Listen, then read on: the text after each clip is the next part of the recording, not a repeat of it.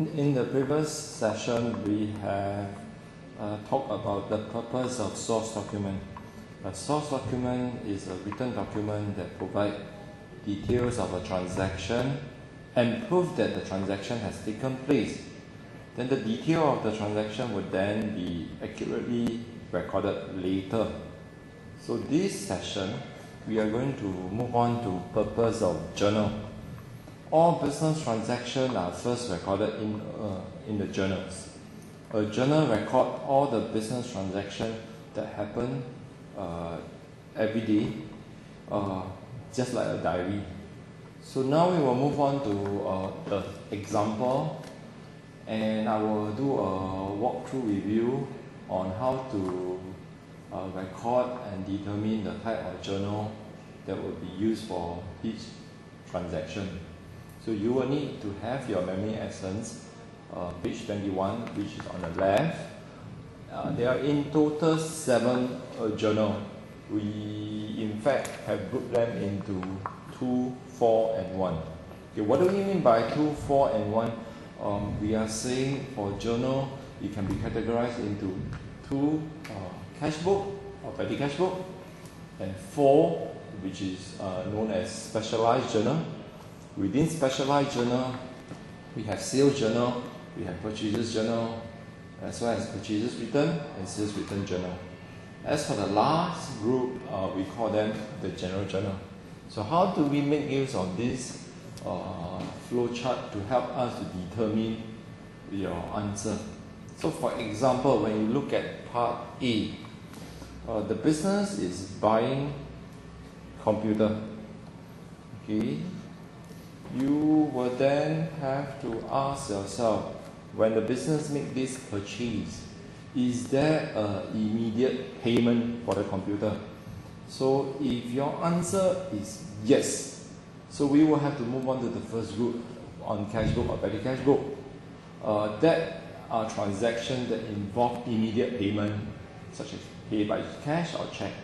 But for this particular example, part A, from the word on credit, we will be able to know that the business in fact purchased the computer but have not paid for the money yet. So we are unable to record them into the first group, which is the cash book or the petty cash book. Next, we will move on to a specialized journal. We then have to ask ourselves, does this transaction involve your goods? How do we determine whether this computer is going to be business goods or not? We read the question.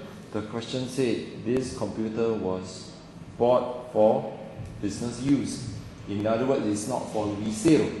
This is not our inventory, this is not our goods. Then, which journal should then be recorded? So we can't record into group 1, the cash book or petty cash book. We can't record into a specialized journal, second group. So in this case, we will record them into general journal. So this is how you are going to organize your thinking process when you approach each transaction. So let me do the second transaction for B. So same question will be asked. Number 1, you ask yourself, is there an immediate payment, or have you received the money immediately? So if we sold goods and receive cash, there is an instant payment. After goods has been sold, we receive the money immediately. So in this case, this transaction involves cash. So we will then record them into cash book. At any point of time, you can only record into 1 journal. So there won't be a cases of where you record into cash book and then subsequently into your specialized journal. So take note, you will only record into 1 journal. In this case, it's known as the cash book. Next, for part C, we have customer who bought goods on credit has been undercharged. So by reading the transaction itself, there is no immediate payment from the customer. In fact, it doesn't involve paying money. So we will not be looking at cash book or petty cash book. Instead, we will look at the second group, specialized journal. But you're not allowed to write specialized journal as your answer because it's too vague. You have to be very specific. In this case, it involves goods, but is it involving selling goods, buying goods, or returning of goods? So in this case, this is goods bought by customer. So it is about sales or sales return. So if it's undercharged to customer, in this case we are going to ask for more payment from customer. In this case, you will have to record them into sales journal.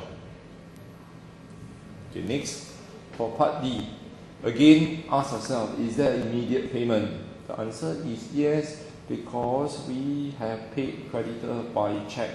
As long as there's an immediate payment, we will put them into cash book, and we will not have to move on to specialized journal or general journal anymore.